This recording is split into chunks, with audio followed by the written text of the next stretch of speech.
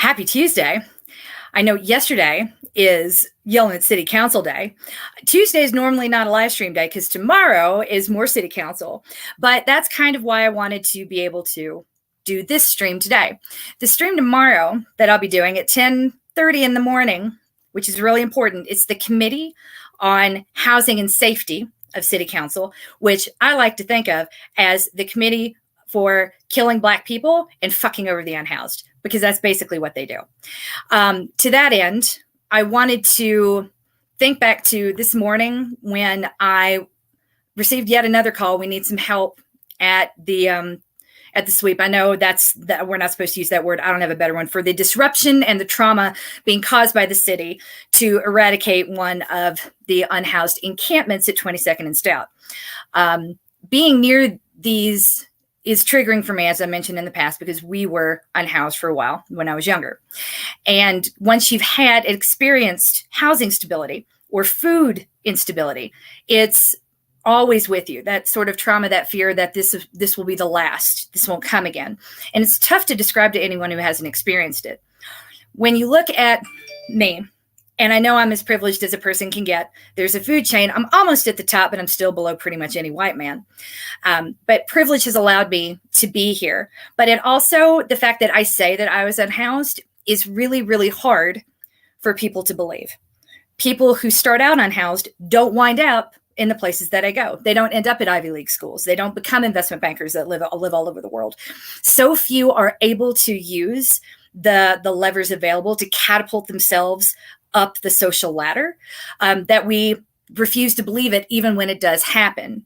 So in this series, and I'm hoping we'll have more, I just invited anyone who's ever experienced homelessness or even a period of being of housing instability to come share their story on my platform, because we all too often treat the unhoused as the other, not like me. That couldn't happen to me because as one function of being white is that we're not supposed to talk about unpleasant things or really prepare for the worst, even though that's responsible, because that requires thinking about the worst and talking about the worst, and that is rude, and no one wants to do it.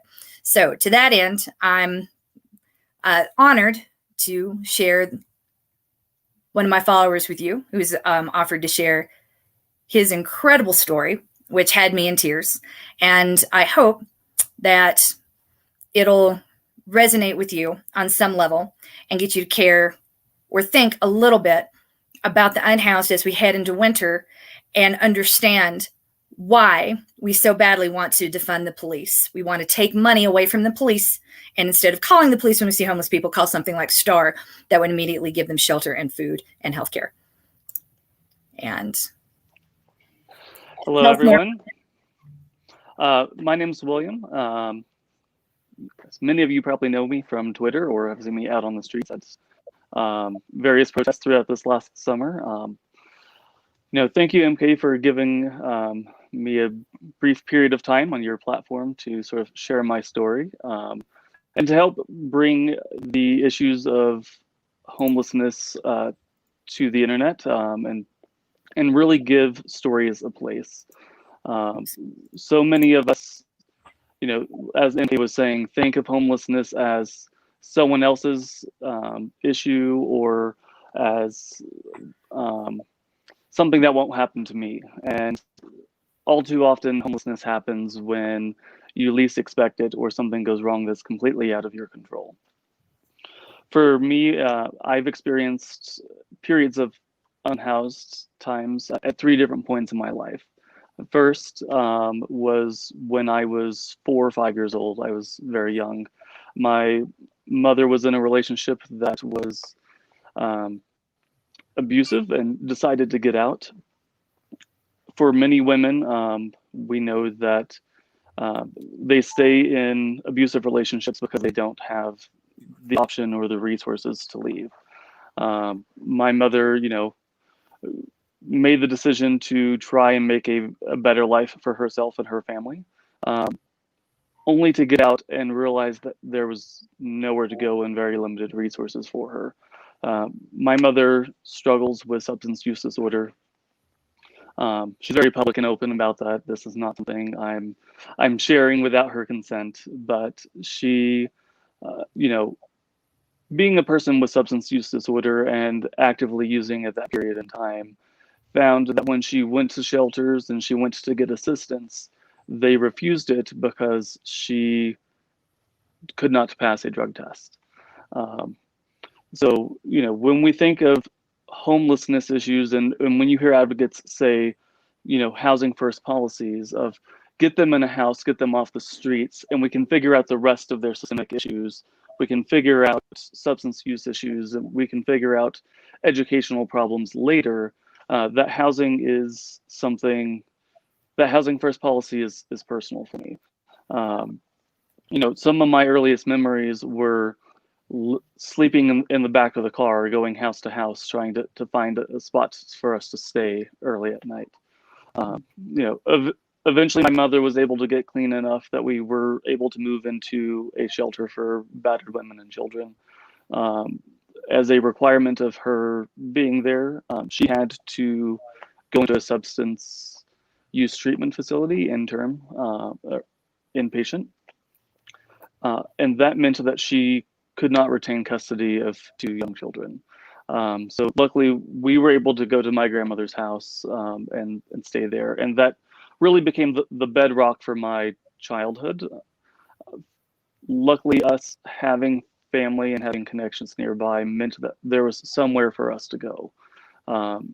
So, even though my mother took several years to deal with some of her issues and work through that, my brother and I had a stable foundation for those early childhood years, which I'm very thankful for, because I know that's not true of many people that are out there and experience systemic long-term homeless problems. Uh, you know, Fast forwarding a few years to sort of our second period of unhousedness. My mother had been stable. We were back living in her house. She had remarried, and my stepfather is a brilliant engineer and wonderful human being, but was in an accident in our house, was changing an air conditioning filter and grabbed an exposed electrical line. And he was severely burned from that electric shock and experienced brain trauma. His prefrontal cortex and temporal lobe were both damaged permanently. So he, in that accident, lost the ability to control his emotions and to make rational decisions. So when faced with even the slightest option, he literally cannot come to, I would choose this over that, and this is a reason why. It's simply just a coin flip, and anything more than a 50-50 scenario is out the window. That hippocampal damage, the emotional response center of our brains, meant that if you ask him a question or he gets slightly frustrated, he can't gauge his emotional response to the event that happened, which would lead to violent outbursts, sometimes physical outbursts. I was not a victim of that, but other people in our households were. He's luckily, to give you a good end to that story, has had some medical intervention and things to help control that over the years, and is now stable and doing much better, has a long-term career. But for those early teen years, our household did not have a stable anything. There was no stable job or income. My mother very much loves my stepfather, but did not know how to cope with such a radical change in a very, matter of hours when something like this happens. She went back to substance use as a coping mechanism. So between both of them now having some instabilities, at the age of 14, I started taking on a lot of that household responsibility. Of mowing yards and doing chores and odd jobs around the neighborhood, trying to bring in money. At the age of 15, was able to petition the state of Texas to get a hardship license, which allowed me to operate a vehicle at the age of 15 and to hold a full-time job. I was exempt from labor laws. So I worked. We would rather make children work than, and we'd rather get around labor laws than ensure that they don't have to work or support a family where a child would need to work. That's just disgusting. Sorry, I felt the need to highlight that because the way we talk about it needs to change. Well, I appreciate that. As it being my lived experience, it was something that I had to do, that the family had to do to survive. So I have not stepped back to look at what is the actual context. What does that mean to have a 15-year-old going to work to support a family, instead of providing household, housing as a basic fundamental right.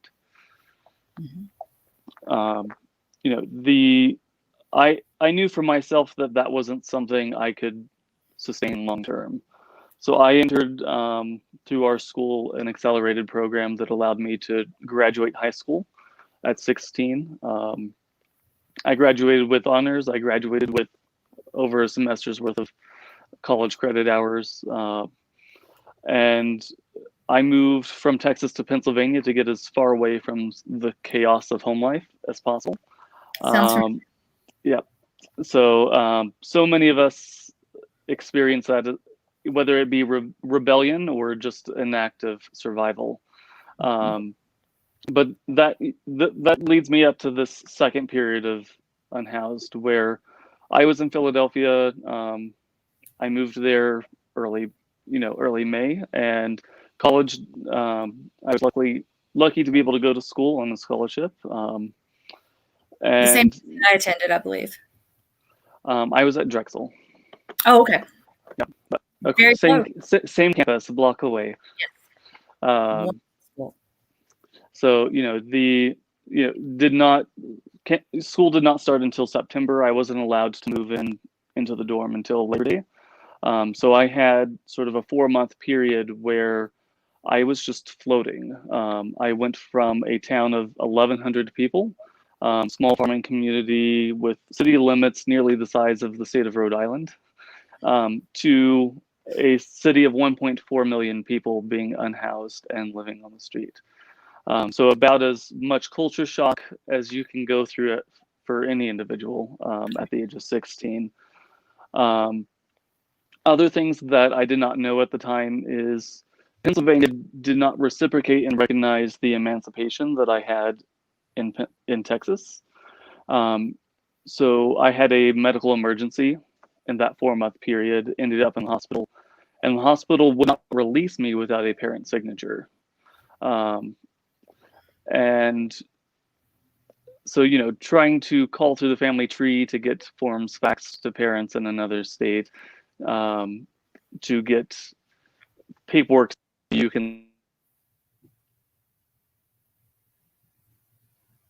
I think we lost your sound for a minute. I'm back. There you are. There? Okay. That just the way that our systems work and the way that our states break down and don't recognize things.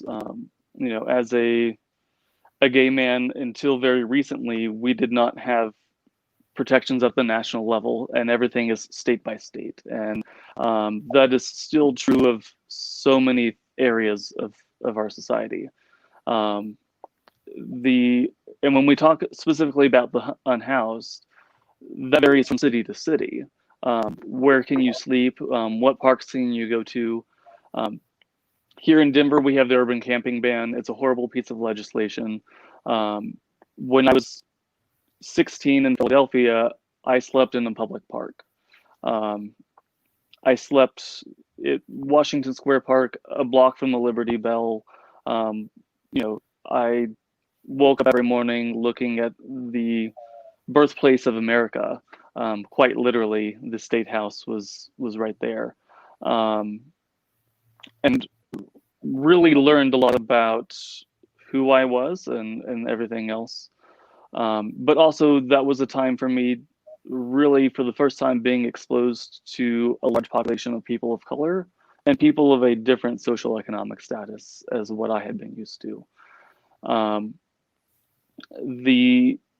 I could sleep on that park bench and police and security guards would walk past and no one would stop or say anything. But I would hear them in the middle of the night, with their baton rattling on the side of a bench, next to me to wake up, the old black man and tell him, shoo, move on, you can't stay here.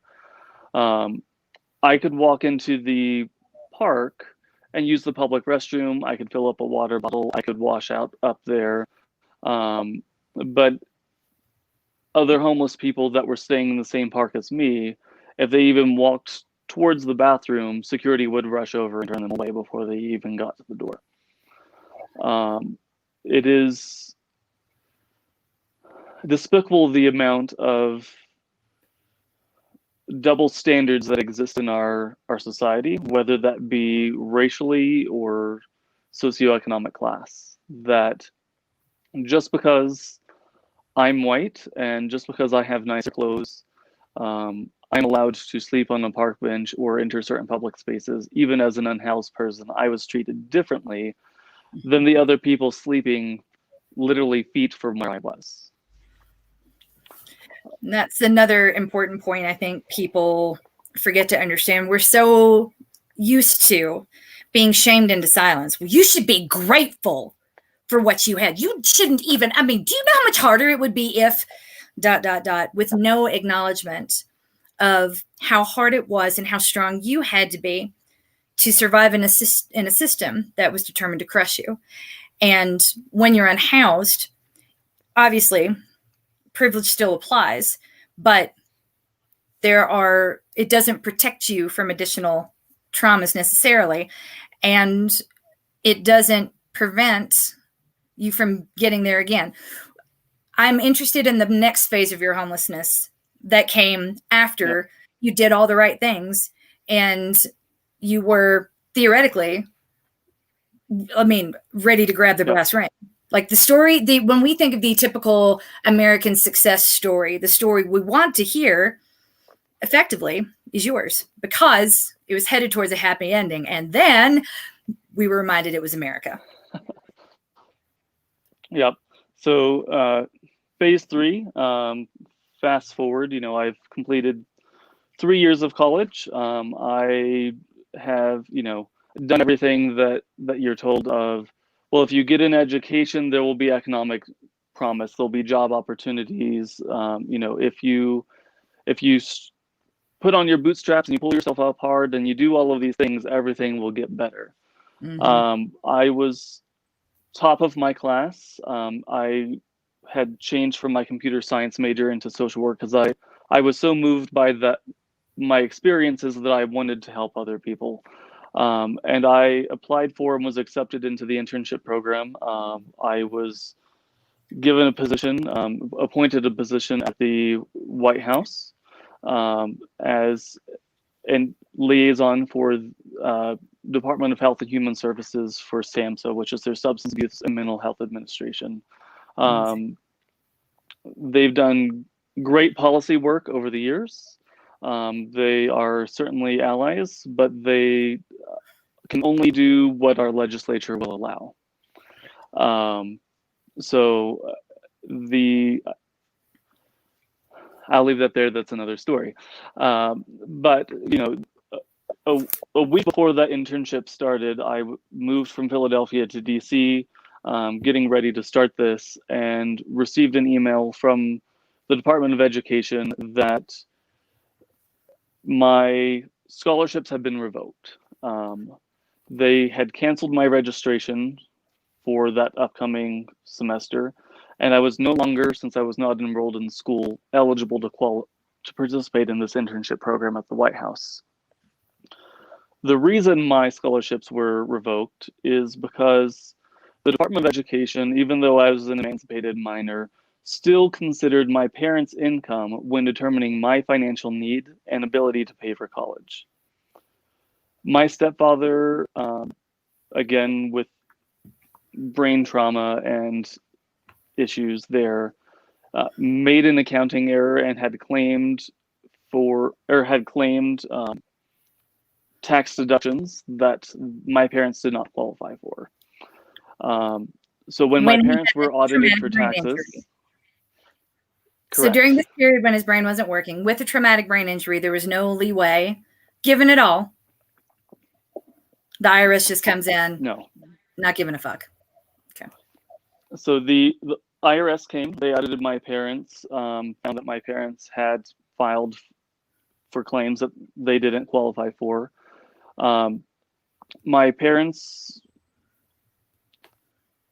made, what I would say is not the best financial situation, but their solution was to max out all of their lines of credit, file bankruptcy. They said fuck you to the IRS, and then got lots of free stuff, which is not how you should handle this situation if you are a responsible citizen. But for me, the Department of Education said, the 3 years of education you've already received, $94,000 in scholarships and assistance, you have 30 days to repay that.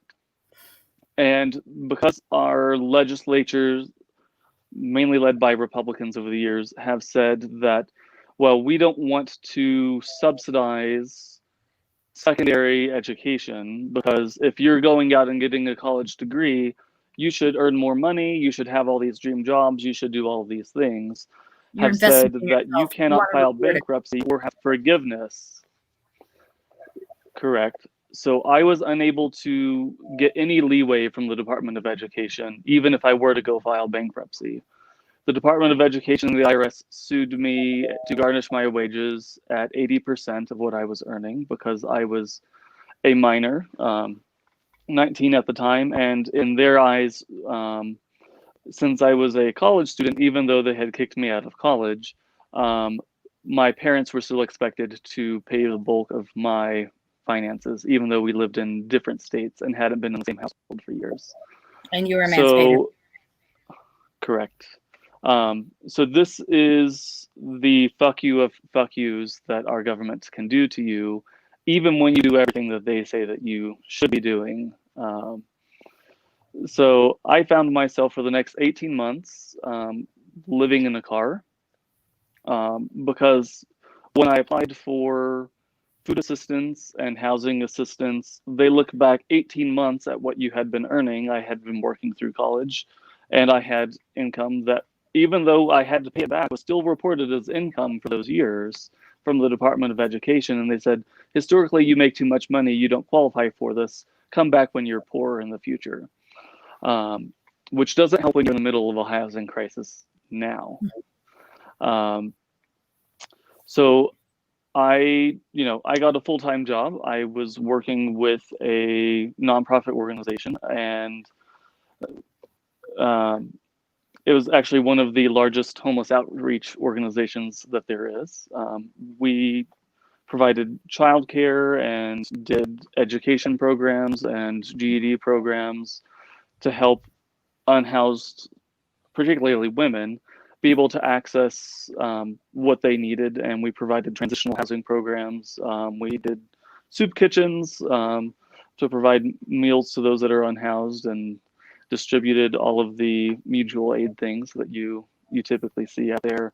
But here I was working 40 hours a week in an administrative position for a homeless organization, being homeless myself.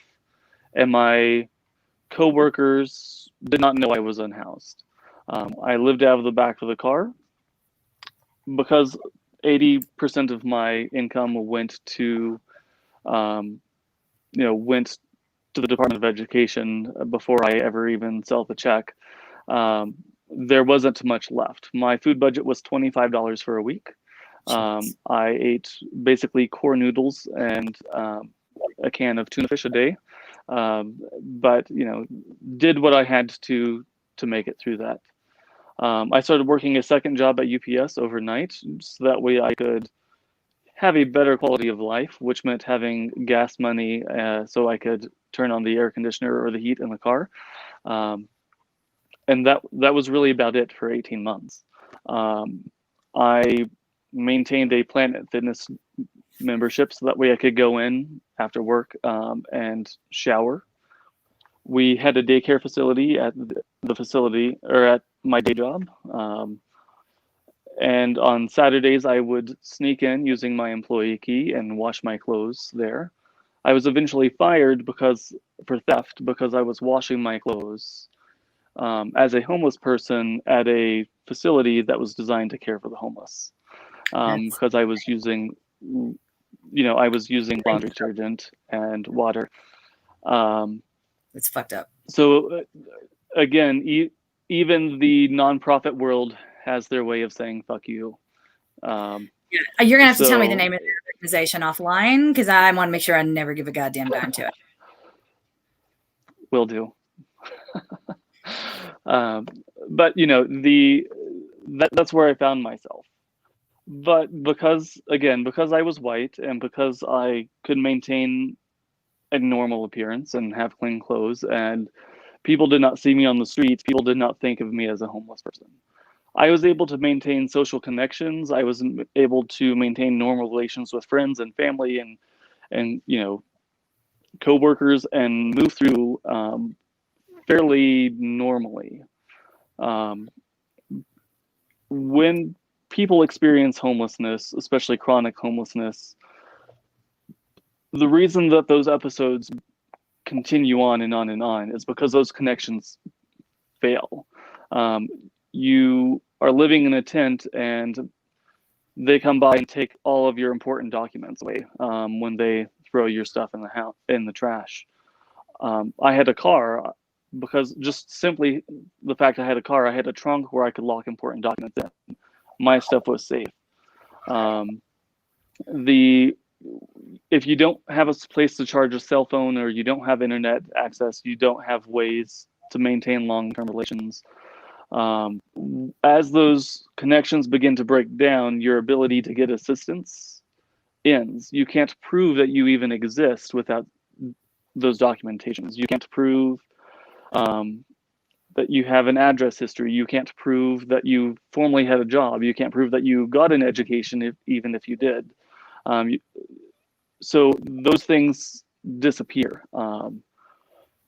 For me, I was walking down the street, had just been fired, and ran into a college friend. Hey, what's up? What are you doing? I was like, where are you working at? And it's like, oh, I'm in between things right now. I'm trying to figure it out. That friend was, oh, well, here's, a company that I know that's hiring. I got a job interview a few days later, started within a week. And, was able to find connections, again, through college and be like, hey, can I crash on the couch in your basement? Can I, I was able to start piecing myself together. And it's taken 12 years, but as MK was said at the beginning, even 12 years later, owning two businesses, being married, having an apartment and, savings and 401k and all the things that come with being educated and being able to escape the system, some of the privileges of being a white person, especially a white male. Even now, when a client check doesn't come in the mail, I rush to the bank account to see, is there enough there to pay rent this month? Is there enough to cover grocery bill? It's something that never disappears, never goes away. In America, 14%, roughly 1 in 7 people experience homelessness at some point during their life. 1 in 12, roughly 8% of the population has chronic homelessness. That means that they've either been unhoused at multiple periods during their life, like me. I've experienced it 3 times, or it's someone who has spent more than 180 days continuously unhoused. It's 1 in 12. I just ask that you think about that. When you go to the grocery store, just walk down the aisle and and think, 1 out of 7 people here has statistically experienced homelessness at some point. And that doesn't even look at other things like food insecurity. 1 in 5 people experience food insecurity at some point during their life. So, when I look at the issues, my 3 periods of being unhoused, I think of the systemic issues of, had housing been a guaranteed right, would I have left home at 16? Would I have had to have a job at 15? Would any of these things have really happened? If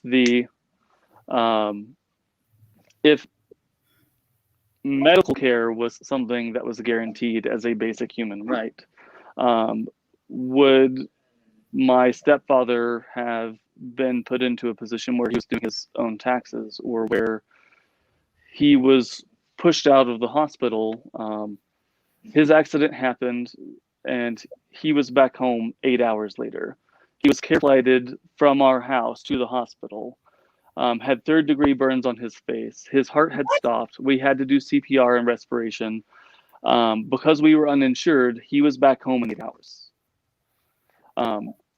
If he had been insured and in the hospital, could he have received care that would have reduced the severity of his brain damage? What would that have done, for our family's trajectory? There's, if education was a basic human right, I would not have been homeless because my parents made an accounting mistake. I would have finished my education. I would have been working in the White House. Maybe I would have been able to do something with SAMHSA to get policies enacted that addressed substance abuse issues and homelessness, and been able to further some of the policy agendas that we would all like to see. But that's not where we're at, because we can't recognize that humans deserve a place to live and basic necessities. Because we don't really see each other as humans. My husband is a management consultant, and he talks a lot about human capital.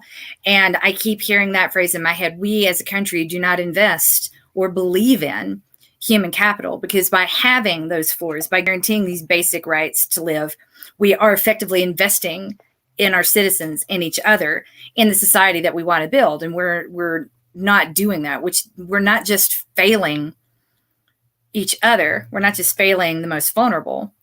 We are literally wasting resources. We are throwing away human capital. We're treating people as like trash, like we're disposable. And that's one of the things that I hate the most, because you are anything but. You're resilient as fuck. You're tenacious as fuck.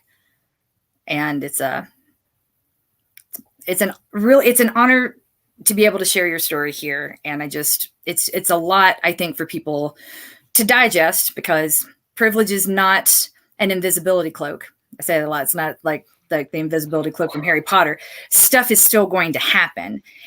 Your ability to bounce back from it can be different. And that can be the difference, is how many pieces of society are actively seeking to hold you down, like the people you were sleeping next to in the park. At the same time, there's no guarantee you're going to be able to get back up the way that you did. And hats off to you. I'm glad that you've been able to enjoy a streak of luck that's lasted this long after so much hardship. Well, I appreciate that. I appreciate the opportunity to be able to share my story. I encourage other people out there that if you have experienced a period of unhoused time in your life, that you be open to sharing your story. It doesn't have to be public on the internet, but it is important that we give this issue a face, and that we help people realize that just because you live in a nice neighborhood and you have a nice job, or you are white, whatever it may be, that our system is so broken that literally anything can be a bump in the road and you can be on the street a few days later. Everything overnight. It doesn't take much. So I was lucky. I consider myself lucky that I was able to find a way out, and to have the resources that I have, because I know that that's not true of so many people that are living on the streets today. When you're walking down the street, even if you have nothing to give and that homeless person approaches you, stop and have a conversation. Don't just ignore them and pass them by. They are a person. They deserve dignity and respect just like everyone else. Beautifully said. You are a beautiful person. All the respect to you. Thank you so much for sharing with us here.